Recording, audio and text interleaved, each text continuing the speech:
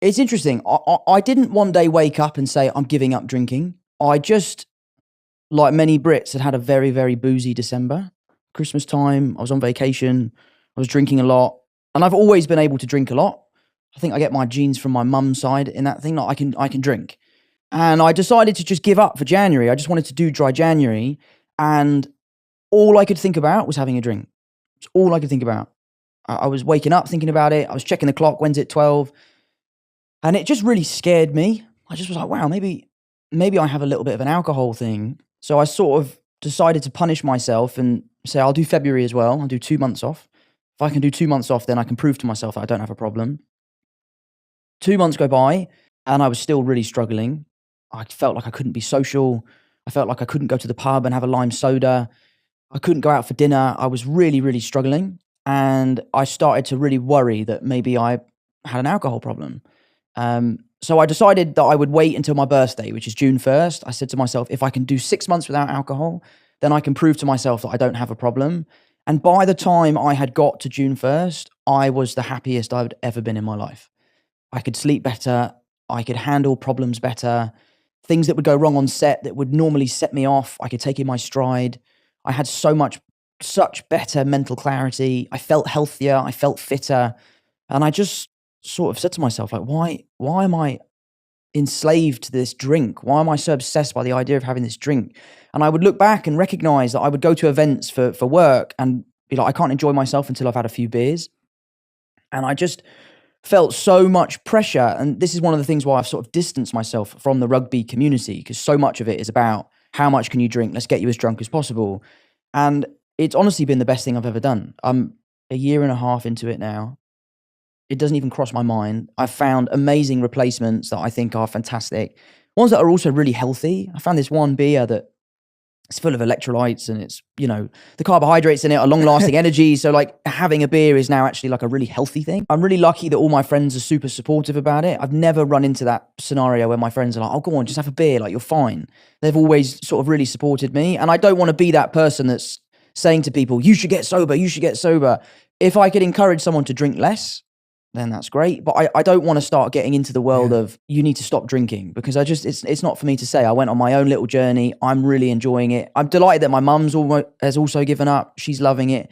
And it's been amazing. I can't believe the difference that I feel from not drinking. Yeah. I feel amazing. That's amazing, man. I love hearing that. And you were diagnosed, as far as I read, with dyslexia at age 7. Yes. And I was wondering how, a lot of our community and our audience is diagnosed as well, or some of them are not, but they're finding out later on in life. How did that affect you? Or how were you set up for success with that? Because as an actor, you've got to learn lines, you've got to read lines. There's a lot of activities that people would assume are quite challenging. Sure. But you found a way, and walk us through that a little bit. I don't know.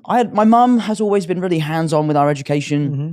She, really wanted us to just do our best. Our dad always said, like, look, I don't care what grades you get. As long as you try your best, and that's all that we can ask for. Mm-hmm. But yeah, my dyslexia, it's really just my spelling. I mean, honestly. It's just that, yeah. Those sort of games that you play at Christmas. Have you ever played the one we have to write down the answers? It's such a good game. Is it Boulder Dash? I don't know Boulder Dash. Is it? It's basically a game where someone will read out a scenario or ask a question, and then you have to answer the question to the best of your ability. But you can also bluff and lie. Oh, I've never played this game. And if you write somewhat a believing answer and people vote for your answer, you win. Oh, cool. Okay, I've never played it. Which is great. Yeah. But when I play it, everyone's like, what does that say? That is definitely not spelt right.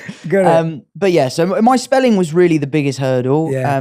I worked really hard at school. I didn't do particularly well, but again, my parents said, as long as you try your best, then that's all we can ask for. Yeah. And acting you started early too, age 9, right? Like that was something that you started pursuing really early on in life. And I feel, was that something that you were always sure about? There's that famous viral TikTok that always goes around of you, I don't know how old you were, being asked, what superhero would you play when you're older? And you say, oh, maybe Spider-Man, right? And it's like, and I wonder, like, how much of your acting career do you feel like you've manifested, or there was a vision or a focus, or is it more just like, this was naturally what you were into and it grew? Where did that come from? I do believe in manifesting, actually. I really do. I think what's interesting about my career is this was never something I wanted. I just was a young kid. I loved dancing. My mum would take me to a dance class every Saturday. And I got spotted through that dance class to audition for a show on the West End. I ended up doing the show.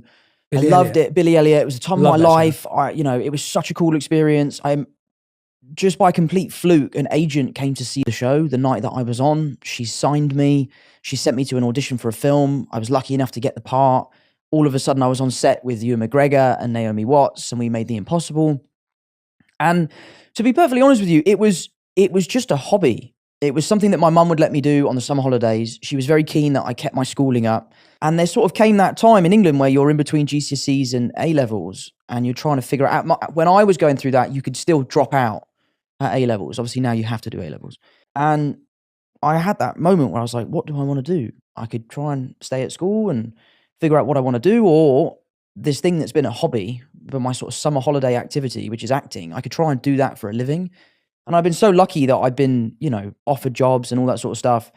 I decided to go with it. I joined the Brit school because, my mum was keen that I didn't go for school for an education, but went to school to expand my social skills and meet kids my own age. All my friends when I was 15 were like 30-year-old people because they're all adults from the business. So I think my mum was keen that I had some friends that are my age who are now my best friends today. So I never really wanted this. I just sort of never stopped doing it. And I love it. I absolutely love it. I love the creativity. I love the building blocks that are required to put a film together.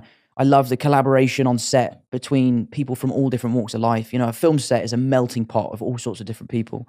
So I love it. I absolutely love it. Yeah. Something that did really upset me, I was in New York. I was shooting The Crowded Room, and I was having a really hard time with the job just because of how taxing it was, the emotional capacity that I was having to get to every day. And I decided to delete my Instagram because I just felt like I was so addicted to this kind of false version of my life that it was just taking over. I would be on set working, I'd come and sit in my chair and just scroll. And it was becoming a problem. I was just obsessed with it, and I was obsessed to find out what people were saying and what they thought about me. So I decided to make an announcement, which unfortunately we have to do, and say that I'm taking a break from social media. And I tried to position myself and say, I'm taking a break from social media because I feel like my mental health will benefit from it. And the thing that really upset me is the press ran with that, and they tried to make out that I was having this mental breakdown. And what upset me was, if I was having a mental breakdown, that's not for you to report on. They took the story in the wrong direction, and they painted again this negative light on mental health, rather than saying, oh, he's doing it. It's okay that he's doing it, so we should all feel okay to do it too. They were saying, oh, look, he's not the perfect happy-go-lucky kid you think he is. He's having a nervous breakdown in New York.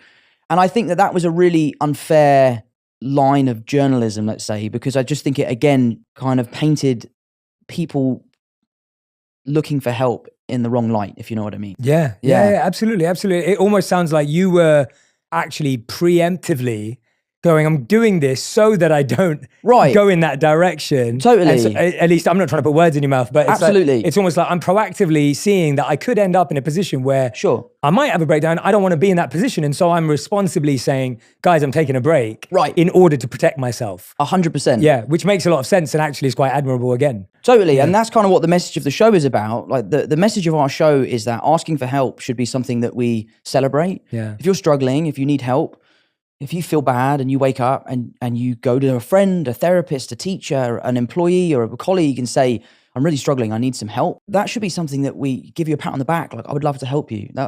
I'm delighted that you asked me. And that, for me, that announcement was kind of my olive branch, and the press ran with it how they ran with it. But to be fair, it kind of gave me a great drive to finish The Crowded Room in the way that we did. If you're not going to listen to my personal message, then you have to listen to the message of my show. Yeah. So it kind of went hand in hand.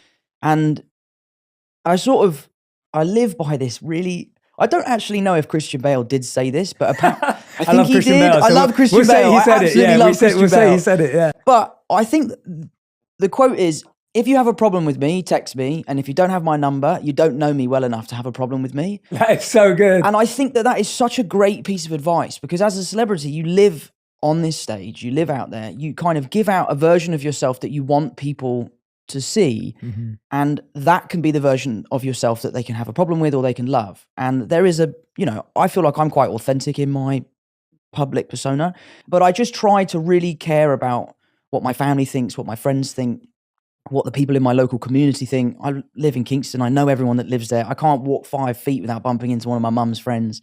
So yeah, so it's something I've been working on.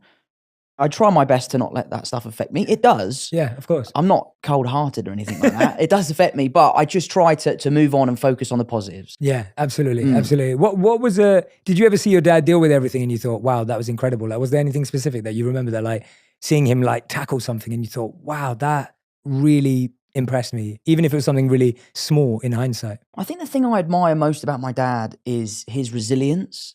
You know, he's someone who has had an incredibly successful career in his earlier life, and then later in life, his career sort of plateaued and he struggled, and he's never stopped. He's never given up. He's still gigging to this day. He's still writing books. He has a Patreon. He has a podcast. He's constantly grafting to get to where he wants to be. And I think being a young kid and seeing your dad continually working as hard as he can to kind of put his best foot forward, for me, has been a huge drive for my work ethic. I'll give it 100% or I'll give it nothing.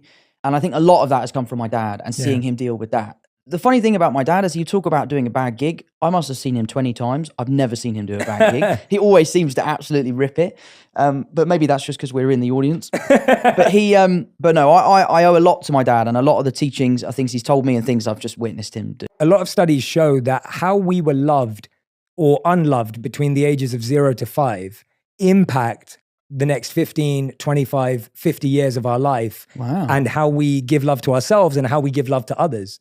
And so I was thinking, do you have a core memory or an experience with your family from childhood that kind of embodies the feeling you have about them now, or that keeps you tied close to them? I'd say sort of more than a memory is just a feeling that I could say all of my brothers and I had, was that because our dad's a comedian, his job only ever existed once we had gone to bed.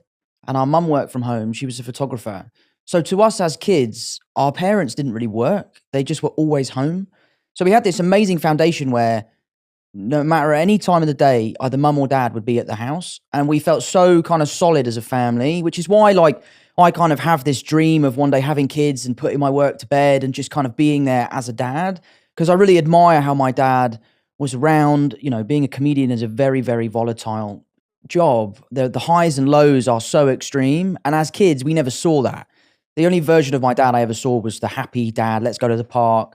We used to play this game called Golf Goals where we would go down to the park. There's like this big blue metal goal and we would just fire golf balls into that goal every day. And he would give us 10p every time a ball went in the goal. And that was kind of the foundation of our golf and all that sort of stuff. So for me, broader than a core memory was the idea of always feeling connected and safe within my family unit. And I think a large portion of that is that my mum and dad have always been such a solid team and they've always been there for us. Yeah, wow. Have they, as you've grown older, have they kind of opened up about some of the challenges that they were going through that they obviously didn't show you and your family when you were kids? Because I can imagine, we always talk about this, right? Like being a comedian is extremely difficult because you're making everyone else laugh. At the same time, it's a career path that, like you said, is completely volatile. Sure. Have they opened up as time's gone on? And how has that felt when you've gone from like seeing your parents always being happy to being like, oh wait, there was all this other stuff going on? Absolutely they have. And it's not even sometimes things that they've told us. It's just things that we've grown up to recognize. As a young kid, you know, you're not looking to how's my mum feeling, how's my dad feeling. And now as an older person, you know, those are things I care about. I want to call my mum because I know it will brighten her day. So that's all part of growing up, I guess. So seeing the way in which my dad's job affects him or my dad's job affects my mum is something we've all sort of come to terms with, and he's amazing at it. I mean, to be honest, I say affect, it doesn't really affect anyone. He's so good at handling it, which is a lot of why I feel like I am the way I am. For example, The Crowded Room's come out, the critics absolutely hated it. They thought it was the worst thing they've ever seen, and it doesn't really upset me.